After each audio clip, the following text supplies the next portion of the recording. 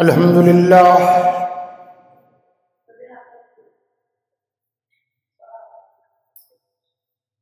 الحمد لله وحده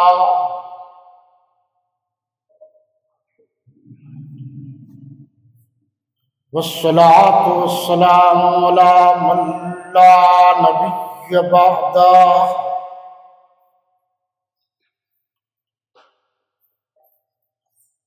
لا نبي بعده ولا نبوة بعده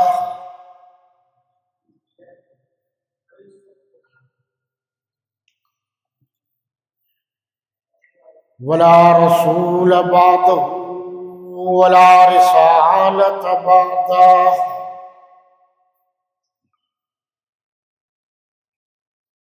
ولا إمام بعده ولا معصوم بعده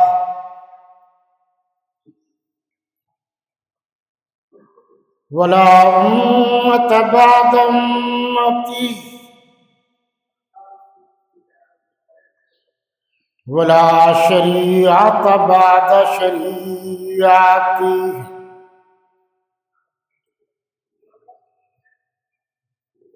ولا كتاب بعد كتاب الله إلى يوم القيامة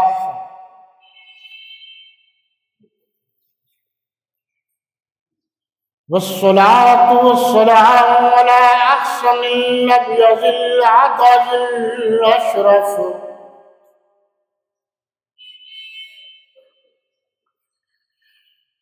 وعلى آله وأصحابه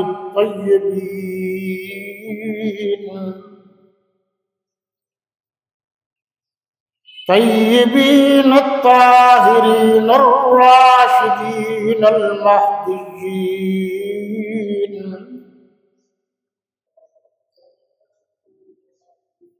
وعلى أزواجه وبناته وذرياته وأتباعه أجمعين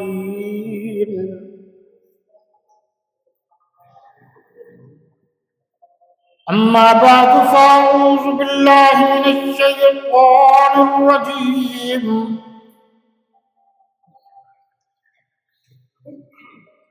بسم الله الرحمن الرحيم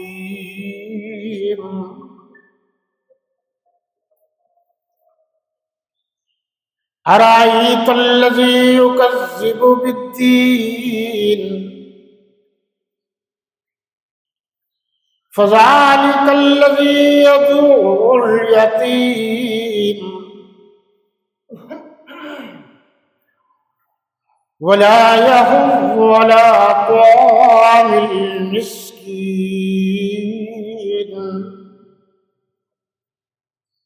صدق الله مولانا العظيم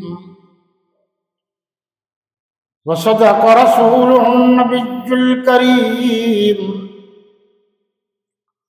ونحن على ذلك لمن الشاهدين والشاكرين والحمد لله رب العالمين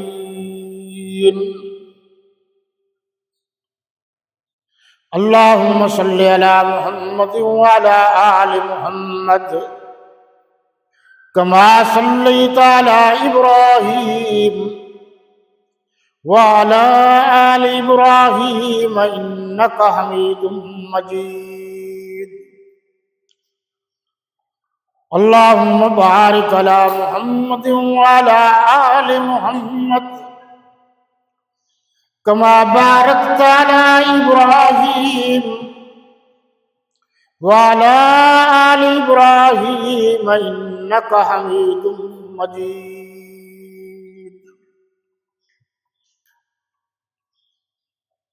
شرفاء ملت اسلامیہ، رفقاء اہل السنت والجماعت،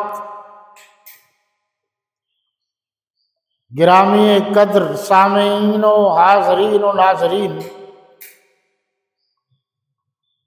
اور میرے وطن عزیز کے عزیز ترین دوستوں، ساتھیوں اور بھائیوں، مسلم ٹاؤن ملتان کے غیور و جسور و روشن ضمیر مسلمانوں، میں نے آپ حضرات کے سامنے آخری پارہ کی آخری صورتوں میں سے سورہ الماعون کی ابتدائی 3 آیات پڑھنے کا اعزاز اور شرف حاصل کیا ہے۔ آپ جانتے ہیں کہ قرآن مقدس کی خوبیوں میں سے ایک خوبی یہ بھی ہے کہ سورت کا نام اسی سورہ میں موجود ہوتا ہے۔ بعض مفسرین نے اس کو سورہ الیتیم بھی کہا ہے، اور ان آیات کا مطلب اور مفہوم سادہ سا یہ ہے کہ بہت سارے لوگ اللہ رسول کی تعلیمات کو جھٹلاتے ہیں، اور پھر خاص کر یوم آخرت کو جھٹلاتے ہیں۔ اس سورہ میں بتایا گیا کہ کچھ لوگ وہ ہیں جو آخرت کو جھٹلاتے ہیں، قیامت کے دن کا انکار کرتے ہیں۔ ان کی نشانیوں میں سے کچھ نشانیاں بتاؤ۔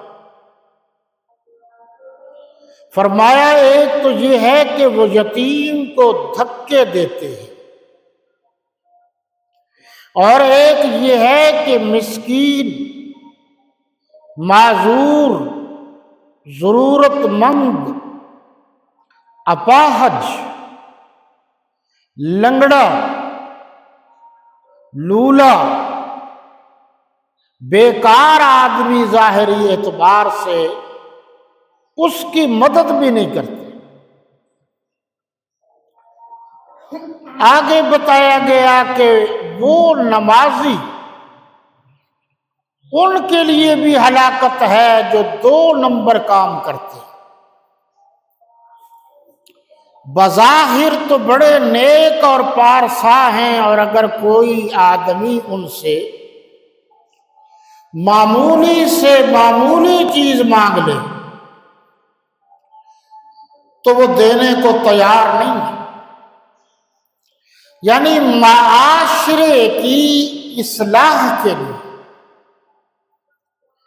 کہ معاشرے میں جو کمزور طبقہ پایا جاتا ہے، اسلام نے بتایا کہ ان کے ساتھ تعاون کرنا ہے، مدد کرنی ہے، ہمدردی کرنی ہے، ان سے پیار کرنا ہے، ان سے محبت اور مودت سے پیش آنا ہے، تاکہ وہ بھی اپنے آپ کو معاشرے کا ایک فرد سمجھیں اور اسلامی معاشرے میں سر اٹھا کر چلیں۔ اور آپ جانتے ہیں کہ قرآن اپنی تفسیر آپ کرتا ہے، یعنی قرآن کی تفسیر قرآن سے کوئی موڑ ایسا نہیں ہے کہ جہاں قرآن کی تفسیر موجود نہ ہو۔ یہاں بھی یہی بتایا گیا ہے۔ پہلا لفظ جو ہے استفہامیہ ہے، اردو میں اس کا ترجمہ ہے کیا، یعنی آپ توجہ کیجئے اللہ کیا فرما رہے ہیں۔ فرمایا ارأیت الذی یکذب بالدین، جیسے فرمایا الم تر کیف، کیا آپ نے اس شخص کو دیکھا ہے،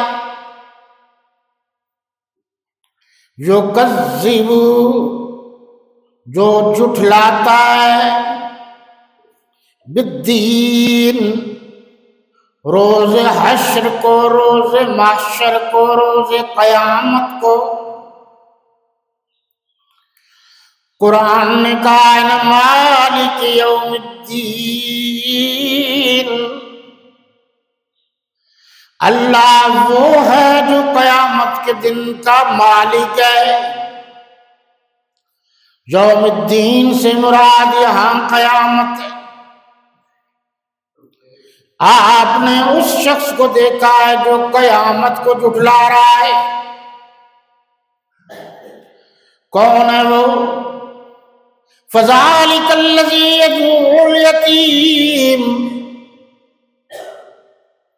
وہ تو وہ ہے جو یتیم کو دھکے دیتا ہے۔ اسے اگر اپنے مرنے کی فکر ہوتی تو یتیم کو کبھی دھکے نہ دیتا۔ ایک یتیم کا معنی یہ ہے کہ جس کے بچپن میں ابو فوت ہو جائیں وہ بھی یتیم ہے، اور جو معاشی طور پر اتنا کمزور ہو کہ اٹھ نہ سکے تو وہ بھی یتیم ہے، اور جس کا کوئی ظاہری سہارا نہ ہو اس کو بھی یتیم لکھا ہے۔ آپ صلی اللہ علیہ وسلم نے، میرے نبی نے، آپ کے نبی نے، نبی مکرم نے، نبی محترم نے، نبی محتشم نے، نبی محتشم نے، نبی معظم نے، نبی الانبیاء نے، نبی آخر الزمان نے، حضور خاتم النبیین نے، سید المرسلین نے، حضور سید الاولین نے، حضور سید الآخرین نے، حضور المرسلین نے، حضور خاتم المعصومین نے صلی اللہ علیہ وسلم نے فرمایا وہ گھر سب سے اچھا ہے جس گھر سے یتیم کو کھانا ملتا ہے، وہ گھر سب سے اچھا ہے جس گھر سے یتیم کے سر پر شفقت کا ہاتھ رکھا جاتا ہے، وہ گھر سب سے اچھا ہے جہاں جس گھر سے یتیم کی ضروریات، لباس، جوتا اور ضروریات پوری ہوتی ہیں۔ قرآن نے کہا لم یجدک یتیما فآویٰ ووجدک ضالا فہدیٰ، یہ قرآن کی اڑان ہے۔ وہاں بھی پھر وہی ہے علم، یہاں پھر استفہامی ہے، کیا ہم نے آپ کو یتیم نہ پایا؟ ہم نے آپ کو یتیم پایا۔ اللہ نے میرے نبی صلی اللہ علیہ وسلم کو ظاہری اعتبار سے یتیم پیدا کیا تاکہ ان کو یقین ہو جائے کہ میرا اللہ کی ذات کے سوا کوئی مشکل کشا نہیں، کوئی حاجت روا نہیں، کوئی پالن ہار نہیں، کوئی داد رسی کرنے والا نہیں، کوئی چلانے والا نہیں، کوئی مرادیں پوری کرنے والا نہیں، کوئی بگڑی بنانے والا نہیں۔ وَوَجَدَكَ ضَالًّا فَهَدَىٰ، اور ہم نے آپ کو تلاش حقیقت میں سرگرداں پایا۔ مولانا آپ ترجمے پر غور کریں گے اور پھر دیکھنا یہ ترجمہ جو میں کر رہا ہوں یہ کیسے ہے۔ وَوَجَدَكَ، اور ہم نے آپ کو پایا،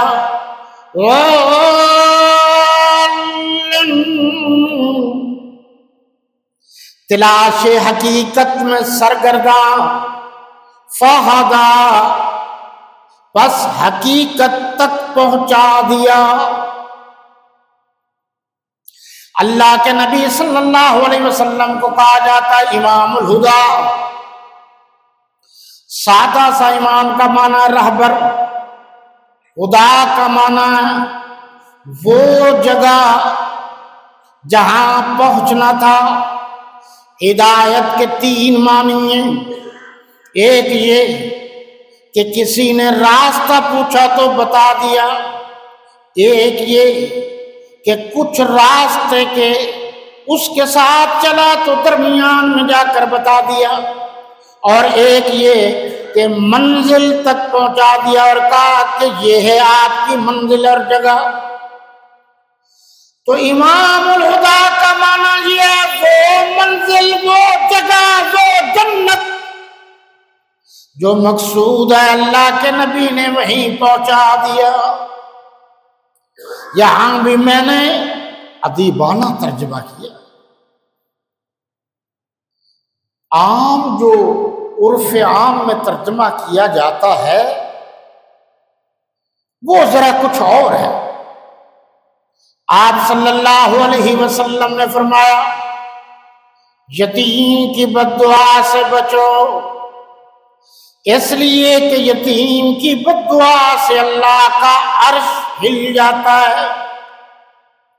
یتیم کی زمینوں پر قبضہ نہ کرو، یتیم کی جائیداد پر قبضہ نہ کرو، یتیم کو جان بوجھ کر تعلیم سے محروم نہ رکھو، یتیم کو اسلامی قاعدے اور ضابطے شجرہ نسب اور علم و حلم سے دور نہ رکھو۔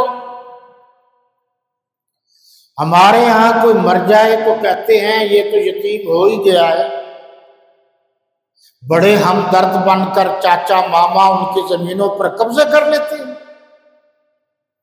اور جب وہ بڑا ہو جاتا ہے تو پھر اس کو دیتے بھی نہیں، قبضہ ہی ہو جاتا ہے۔ تفسیر عزیزی، شاہ ولی اللہ کے 4 بیٹے تھے، وقت نہیں ہوتا اس لیے میں ڈیٹیل نہیں عرض کر سکتا، ان میں سے ان کا ایک بیٹا شاہ عبدالعزیز محدث دہلوی تھا، انہوں نے تفسیر لکھی ہے تفسیر عزیزی، اس میں یہ بات لکھی ہے۔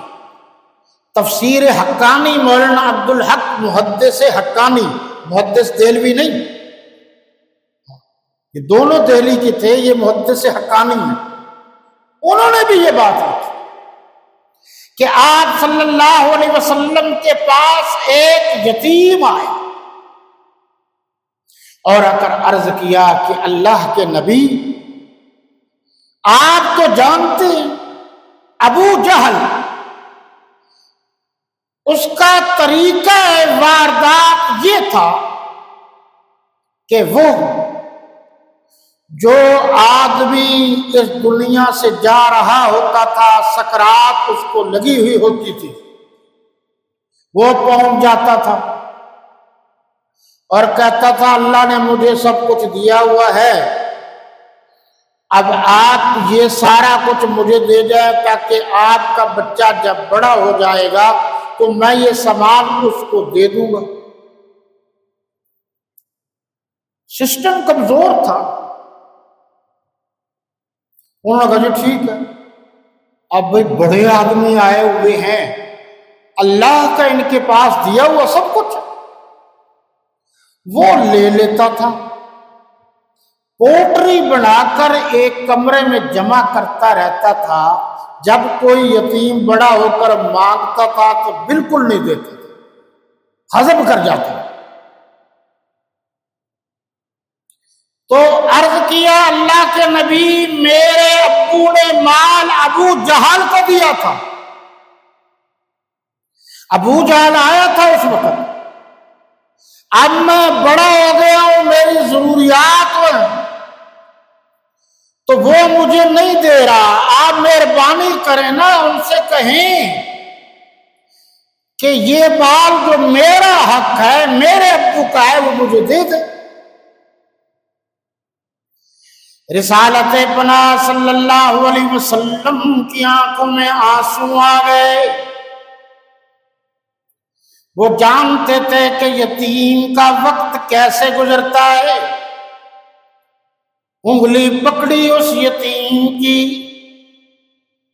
और अबू जहल के पास ले गए और अबू जहल से कहा कि इसके अब्बू का माल, तरका, जायदाद आपके पास है, आप मेहरबानी करें, इसको वापस कर दें। अबू जहल दाएं देखता है, बाएं देखता है, ऊपर देखता है, नीचे देखता है और फिर अपने मुलाजिम से कहता है, वो मम्मू, वो जो उस कोठड़ी में फला पोटड़ी पड़ी है, वो उठा के ले आओ।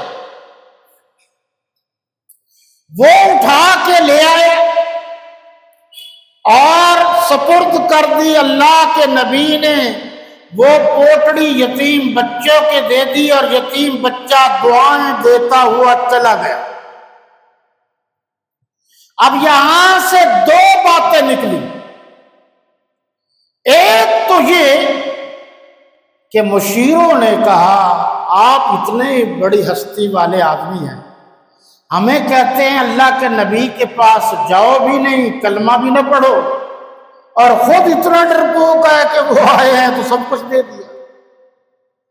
कहने लगा, मैं क्या करता अगर मैं न देता, तो जो आपने देखा मैं इधर उधर देख रहा था, मुझे गैबी बलाएं नजर आ रही थी कि ओ बदबख्त, ओ गंदे इंसान, तेरे दरवाजे पर रहमतल लिल आलमीन आए हैं, आज तूने बात ना मानी तो तेरी खैर नहीं है, इसलिए मैंने वो सामान दे दिया। दूसरी बात यह साबित हुई कि अल्लाह के नबी सिर्फ बातें करने नहीं आए थे, सिर्फ वाज और तकरीर करने ही नहीं आए थे, बल्कि हकदार को अमलन उसका हक दिलाने आए थे। कभी आप गौर करें, उलमा को ये बात बहुत अच्छी लगेगी, बड़ी मुफीद है ये बात, कि अल्लाह के नबी पर कुरान उतरा बरहक, लेकिन उस कुरान पर सबसे पहले जिस हस्ती ने अमल किया वो अल्लाह के नबी सल्लल्लाहु अलैहि वसल्लम थे। तो गोया कुरान के हाफिज और कारी भी थे, आमिल भी थे। उनके अमल को देखकर सहाबाए किराम अमल किया करते थे। तो इस्लाम सिर्फ हुकूक बताने के लिए नहीं आया भाई, जो मजबूर है, जिसके हक पर डाका डाला गया है, उस हकदार को हक दिलाने के लिए आया। जब तक ये जाहिरी पावर उलमा में नहीं आएगी, कामयाबी मुमकिन नहीं है। यहां भी कुरान ने कहा, سورہ دہر میں بتایا کہ جب جہنمیوں سے پوچھا جائے گا آپ کو جہنم میں کس چیز نے ڈالا، تو وہ کیا کہیں گے؟ قرآن نے کہا سلککم فی سقر قالوا لم نک من المصلین وَلَمْ نَكُ نُطْعِمُ الْمِسْكِينَ وَكُنَّا نَخُوضُ مَعَ الْخَائِضِينَ وَكُنَّا نُكَذِّبُ بِيَوْمِ الدِّينِ۔ اس کا مفہوم یہ ہے کہ جہنم والوں سے پوچھا جائے گا کہ تمہیں جہنم میں کس چیز نے ڈالا؟ وہ کہیں گے ایک تو ہم نمازی نہیں تھے، مصلی نہیں تھے مستقل، دوسرا ہم غریب یتیم کا خیال نہیں رکھتے تھے، اور اگر کوئی غریب یتیم مسکین کا خیال رکھتا تو ہم کہتے بڑا آیا جی سخی۔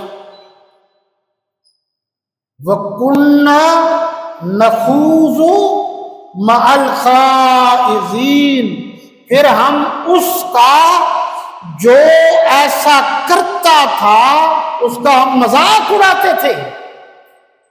کوئی غریبوں کی ہمدردی کرتا ہم اس کا مذاق اڑاتے، کوئی رشتہ داروں سے ہمدردی کرتا ہم اس کا مذاق اڑاتے۔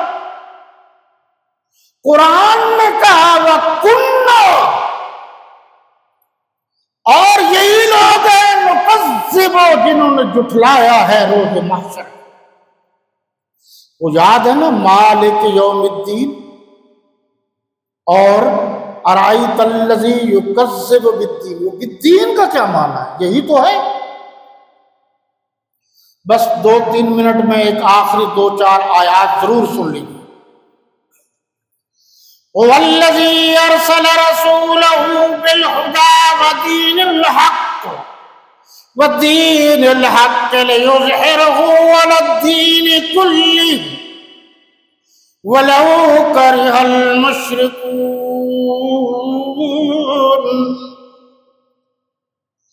يا أيها الذين آمنوا إن كثيرا من الأحبار والرهبان ليأكلون أموال الناس بالباطل ويصدون عن سبيل الله فبشرهم بعذاب أليم۔ آگے یہ تھوڑے سے 2-4 جملے چھوڑ کر فَتُقْوَى بِهَا جِبَاهُهُمْ وَجُنُوبُهُمْ وَظُهُورُهُمْ هَذَا مَا كَنَزْتُمْ لِأَنفُسِكُمْ فَذُوقُوا الْعَذَابَ بِمَا كُنْتُمْ تَكْنِزُونَ۔ اس کا مفہوم یہ ہے، پہلی جگہ پہ پہلی آیت جو میں نے تلاوت کی اس میں بتلایا گیا کہ پوری دنیا میں اللہ کا دین چھا جائے گا۔ آگے بتایا کہ بہت سارے لوگ جو احبار و رہبان ہیں، یہ بنی اسرائیل کی مذہبی اصطلاح تھی، جس طرح ہمارے یہاں مولوی یا مولانا کہتے ہیں۔ یہ اللہ کی راہ میں جو خرچ کرتا یہ روکتے تھے، مذاق اڑاتے تھے۔ اللہ نے فرمایا یہ جو راہ خدا میں خرچ بھی نہیں کرتے اور خرچ کرنے سے روکتے بھی ہیں، ان کو عذاب دردناک عذاب کی خوشخبری دیجیے۔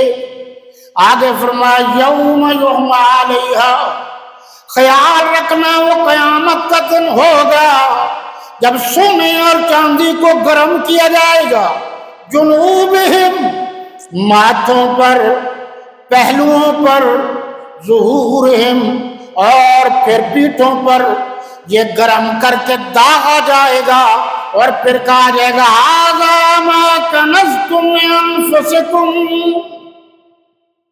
اب قرآن سمجھنے والے تھوڑی سی توجہ کریں تو پچھلے مضمون کو قرآن نے اس لفظ میں کیسے بیان کیا؟ ھذا ما کنزتم، یہ ہے وہ مال، وہ ترکہ، وہ جائیداد، وہ سونا، وہ چاندی جس کو تم نے جمع کیا، فذوقوا العذاب بما کنتم تکنزون، چکھو عذاب کو وہ جو تم نے جمع کیا۔ اب وقت نہیں ہے، تھوڑی اشارہ، معیشت کیا ہے؟ حکومت صلاحیت کے مطابق کام لے، ضرورت کے مطابق معاوضہ دے۔ بچے 12 ہیں تو 12 بچوں کے مطابق معاوضہ دے گی، 4 بچوں والا معاوضہ نہیں دے گی۔ ڈیٹیل ہے، اللہ کی راہ میں کتنا خرچ کرو، یسألونک ماذا ينفقون، پوچھتے ہیں کہ راہ خدا میں کتنا خرچ کریں، فرمایا قل العفو، جو ضرورت سے زائد۔ یہ بھی بعض لوگوں کو غلط فہمی ہو جاتی ہے، جو چیز ضرورت میں داخل ہے وہ آپ راہ خدا میں نہ دیں۔ گاڑی ہے، مکان ہے، گھڑی ہے، موبائل ہے، یہ سب ضرورت میں ہے۔ اب لوگ جہالت کی وجہ سے کہہ دیتے ہیں بھائی جو بھی ضرورت میں ہے، جو چیز بھی، وہ نہیں جو ضرورت سے زائد ہے وہ دینے کا حکم۔ اور پھر ہم امت وسطیٰ ہیں، ہر طریقہ ہمارا درمیانہ ہے، اس طریقے سے خرچ کریں کہ حضرت عثمان غنی رضی اللہ عنہ کی طرح آمد بھی جائز طریقے سے ہو، خرچ بھی جائز طریقے سے، پھر یہی پیسہ جنت میں جانے کا سبب بن جائے۔ اور اگر آمد بھی غلط ہے، خرچ بھی غلط ہے، تو پھر فرعون کی دولت کی طرح پھر یہ پیسہ اور یہ جائیداد جہنم میں جانے کا ذریعہ بنا۔ میں نے وضاحت کر دی، آپ جدید تعلیم یافتہ ہیں تو پھر بھی آپ کو کوئی بات سمجھ میں نہ آئے تو بعد میں آپ مجھ سے پوچھ لیجئے۔ میں نے 2-4 لفظوں میں پورا اسلام نظام معیشت، اسلام میں اکنامک سسٹم کو میں نے عرض کر دیا ہے، صرف آپ توجہ کریں۔ اب میرے